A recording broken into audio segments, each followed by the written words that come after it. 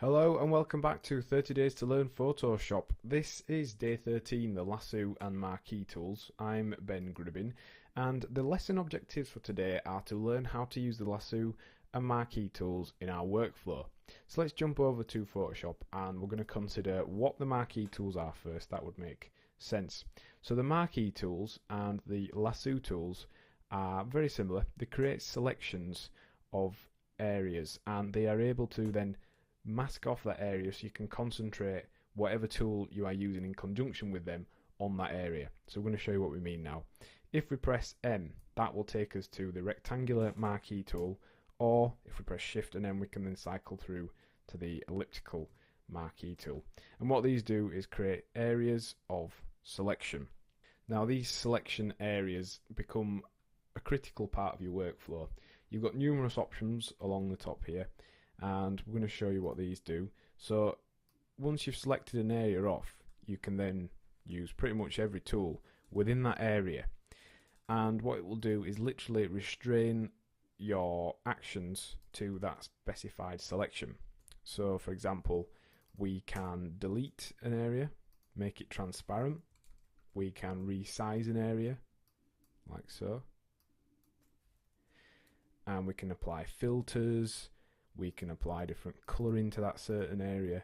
So that's why they're used. They're used for very quick kind of masks of an area.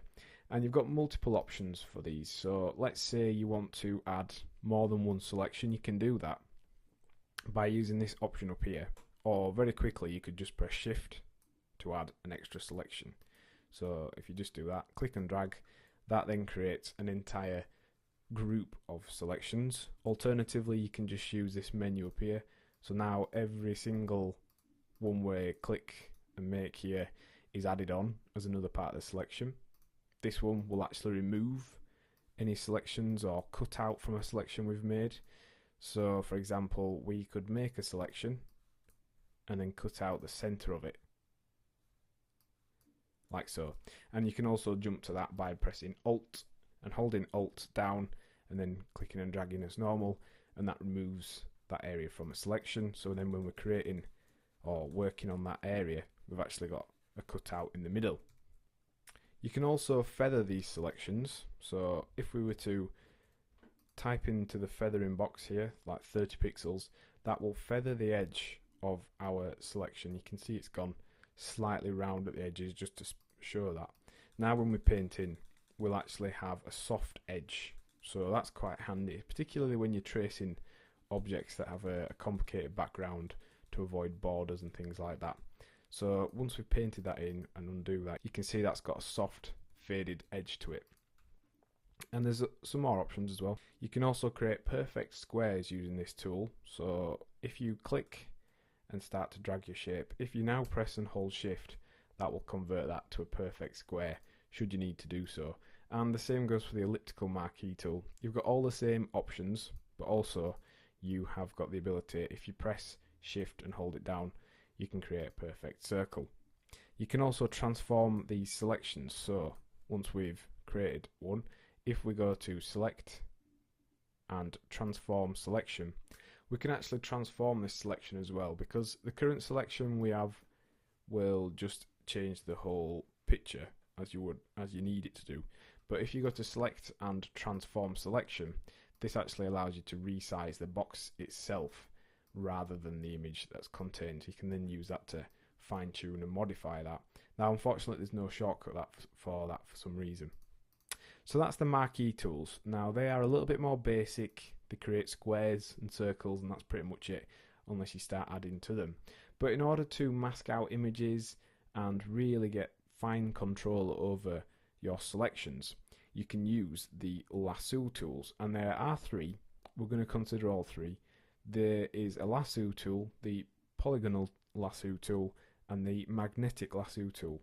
Now they're available under L, so if you press L and press Shift and L, if you want to cycle through those, they have all the same options, so we can add and subtract from selections using Shift and Alt or this panel along here. And these are great because they actually allow us to create custom shapes with our selections. So we're going to show you how you could use one to mask out this vehicle here removing the background very carefully. All you need to do, zoom in a little bit so you can get to see the edges quite clearly. And it doesn't really matter where you start, but we're starting using the polygonal lasso tool. So we're going to start here, and literally every click creates a point. So it works very similar to path tools, and then you just follow the shape of the car. So every change in direction, if you click, move your cursor to the direction you want to go, then create your next point. And all you're doing is essentially tracing out the very edge of the car. Now it takes a little bit of time, a little bit of practice. The longer you do take and the higher resolution you can work with, the better, but that's in an ideal world. So all you need to do is just take your time, work your way around the image, and very carefully mark out the area that you wish to keep. And obviously some images are more detailed than others. This one's got some a lot of different changes in angles and different surfaces and textures, so it does take a little bit of time and practice. But all you need to do then is join up the two ends, and this creates a selection that's perfectly followed the edge of the car. Now if we hit delete on that, we can then start to see how this becomes useful. If we were to work our way around the whole car, we could remove the entire background and just have the car itself as an isolated object. So that's one way we can work with those. We could then move the car onto another background, we can better adjust it, we could rotate it so it's level, all kinds of things. And as before, you can add additional areas that you want to work on. Let's say you've made a mistake, or you just need to add another area but don't want to delete the original selection. If you just press shift, you can then create that additional area that you want to do so. Now you'll notice we're going off the edge of the artboard when we're doing this, and that's just because when you go off the artboard, it will select right up to this edge, so we don't have any tiny little borders or lines that we don't want along the edge. That just gets rid of them very simply and easily. One other thing you'll want to be wary of when you're zoomed in close working on the details, the really fine details, and it's recommended to do that so that you can make sure you get every part of the whatever object you're tracing in. Once you go to the edge of the window that you're working in, you'll notice it starts to scroll. So you want to go very slowly when you get towards the edge of a window, and you can actually just help maneuver the window like so by pointing the direction you want to go. If, however, you were to go too fast, you do end up off course and getting lost on your image, which is kind of a problem in CS5 Photoshop because they got rid of the ability to zoom out whilst you have this tool selected. So in order to get round that, what you need to do is press the space bar, and you can just simply drag your way around. Unfortunately, for some reason they removed the option and the ability to be able to zoom back out to get an overview of the image while you're using this tool. So use the space bar, and let's say you just want to close your path rather than going around the whole image, you want to just close the path on the next point. If you create your shape and then press Command or Control, it will actually close the path off for you on that point rather than you having to go back, because you could be 5,000 pixels away from wherever you started. So that's another little quick tip just to close off your selection area. So let's look at the Lasso tool, which is kind of like the polygonal lasso tool, except it's freeform. So instead of getting nice cut straight lines, this will follow where you draw your actual cursor. And that's good in a way, but it also can look a little bit messy, a little bit untidy. We've actually got a feathered edge onto that, so let's just remove that.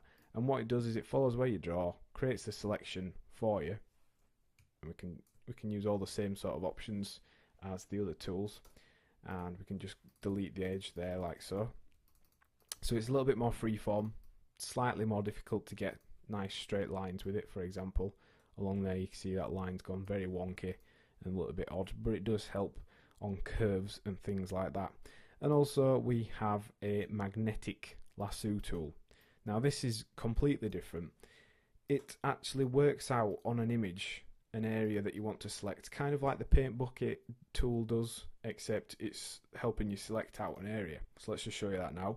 If we click on this little area here, you'll notice we're not really doing anything. We've clicked once and it automatically creates these paths. It automatically works out the area you want your lasso tool to work on, and it kind of lays down like a spider's web and sticks to that edge. It does a fairly decent job.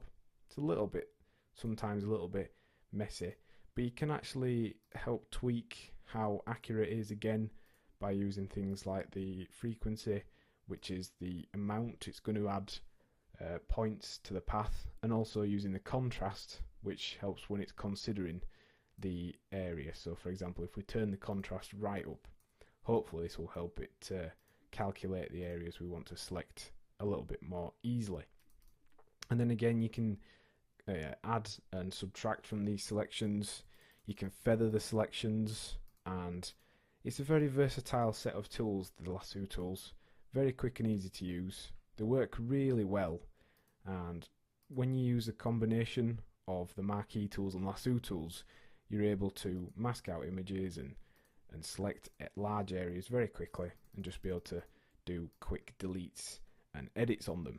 So what have we learned in today's lesson? Well, we've learned how to use the marquee and lasso tools, and we've also considered what each tool is used for and when we would use them. And your task for this lesson is to use the polygonal lasso tool to cut out an object from its background. So just practice on doing that. Once you've selected the area, if you press delete, it deletes that background. Next time on 30 Days to Learn Photoshop, we'll be looking at the clone stamp and pattern clone stamp. Thanks for listening.